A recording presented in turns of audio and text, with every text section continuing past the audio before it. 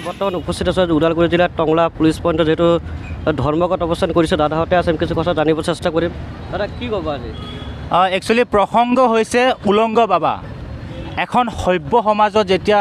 নিৰ্লজ্জ কাণ্ডবোৰ সৃষ্টি হয় নহয় তেতিয়া সৰ্বপ্ৰথম চৰকাৰৰে হাত থাকে আৰু আমাৰ ইয়াৰ ক্ষেত্ৰত আমাৰ যিবোৰ সতীৰ্থ আছে তেওঁলোকে প্ৰতিবাদ কৰে আৰু আজি বুলি এইটো কথা নহয় যিমানবোৰ মানে অসভ্য কাম এই চৰকাৰখনত হয় প্ৰত্যেকটা ক্ষেত্ৰত কিন্তু আমাৰ সতীৰ্থসকলে প্ৰতিবাদ কৰে আৰু প্ৰতিবাদ কৰাৰ পিছত এই চৰকাৰখনে আমাৰ ল'ৰাক আমাৰ সতীৰ্থসকলক এৰেষ্ট কৰে ঠিক তেনেকৈ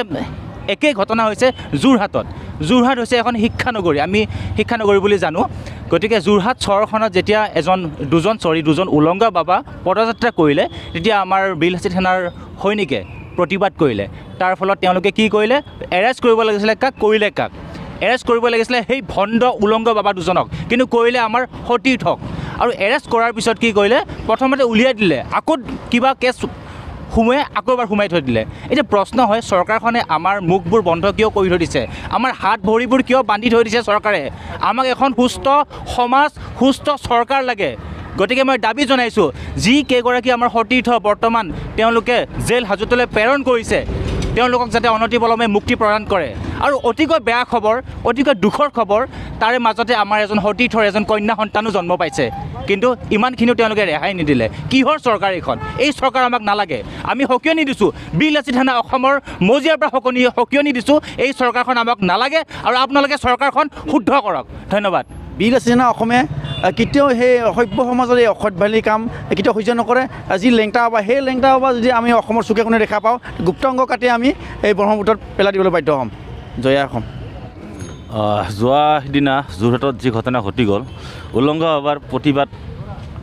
প্ৰতিবাদত কাৰ্যসূচী এটা আমাৰ বিলহাচি থানা অসমে যোৰহাটত লৈছিলে যেনেকৈ এখন সভ্য সমাজত উলংগ হৈ কেনে ধৰ্ম প্ৰচাৰ কৰাটো অসমৰ ৰাইজে কেতিয়াও মানি নলয় আৰু বিলহাচি থানা অসমে কেতিয়াও মানি নলয় এনেকুৱা কাৰ্যত সভ্য সমাজত মানে লজ্জিত কৰাটোক আমি গ্ৰহণযোগ্য বুলি নাভাবোঁ আৰু এইটো অতিয়ে ঘিলনীয়া কথা যে অসম চৰকাৰৰ আজি পুলিচ প্ৰটেকশ্যন দি কেনে লেংটা বাবাৰ মানে উলংঘ কৰি তেওঁলোকক মানে ধৰ্ম প্ৰচাৰ কৰিবলৈ ৰাস্তাত পাব্লিক প্লেছত এইটো কেতিয়াও সহ্য নকৰা নহ'ব আৰু অসমৰ ৰাইজে কেতিয়াও সহ্য নকৰে তেওঁলোকে কোনোবা বাহিৰৰ পৰা অহা বনিয়াইত এনেকুৱা কাৰ্য যদি কৰে তেওঁলোকে ঘৰত কৰক আমাৰ কৰিবলৈ কোনো কথা নাই আৰু মাননীয় মুখ্যমন্ত্ৰী ডাঙৰীয়া আপুনি যদি এই ছাপোৰ্ট কৰে তেওঁলোকক সহায় কৰে তেতিয়াহ'লে আপোনালোকে ঘৰত এনেকুৱা ধৰ্ম প্ৰচাৰ কৰক পাব্লিক প্লেছত আহি কিনে এনেকুৱা কৰিবলৈ আমি বিলহাচি থানা অসমে কেতিয়াও মানি নলওঁ আগন্তুক দিনত সকীয়াই দিছোঁ যে এনেকুৱা কাৰ্য বিলহাচি থানা অসমে কেতিয়াও মানি নলয় আৰু এইটোৱে ফাৰ্ষ্ট আছিলে এইটোৱে লাষ্ট ইয়াৰ পিছত যে এনেকুৱা কাৰ্য বিলহাচি থানা অসমত কেতিয়াও দেখা নাপায় আৰু অতি সোনকালে দাবী জনাইছোঁ অসম চৰকাৰক যে তেওঁলোকে আমাৰ এই 6জনকৈ ল'ৰাক বিনা স্বাৰ্থে মুকলি আকাশৰ তললৈ আনিয়ে এইকে দাবী জনাই আমাৰ মতে সামৰিছোঁ ধন্যবাদ জয় অসম